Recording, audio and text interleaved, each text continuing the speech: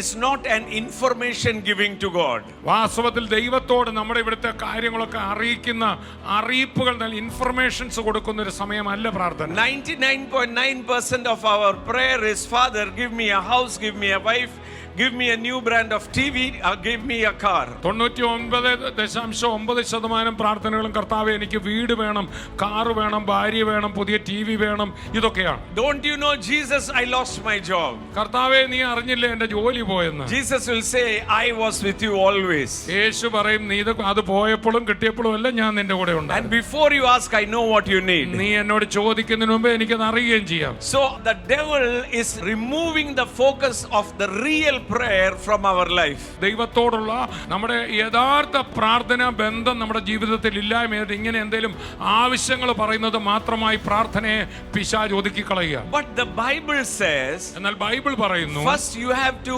believe whatever is written here is true. ഒന്നാമതായിട്ട് ഈ വചനത്തിൽ എഴുതിയിരിക്കുന്നത് എല്ലാം സത്യമാണ് നിങ്ങൾ വിശ്വസിക്കണം. Everything, it is not a fairy tale, it is a true reality. ഇതിനകത്ത് എഴുതിയിരിക്കുന്ന ഒന്നും ഒരു മുത്തശ്ശി കഥയല്ല, മറിച്ച് ദൈവവചനം മുഴുവൻ സത്യമാണ് രേഖപ്പെടുത്തി. Angels still speak and guide to you. ദൈവത്തിന്റെ ദൂതന്മാർ ഇപ്പോഴും സംസാരിക്കുകയും വഴി നടത്തുകയും ചെയ്യും. The Holy Spirit still speaks to you. പരിശുദ്ധാത്മാവ് ഇപ്പോഴും വ്യക്തിപരമായി നിങ്ങളോട് എന്നോട് സംസാരിക്കും. He will guide you. നിങ്ങളെ വഴി നടത്തും. Hallelujah.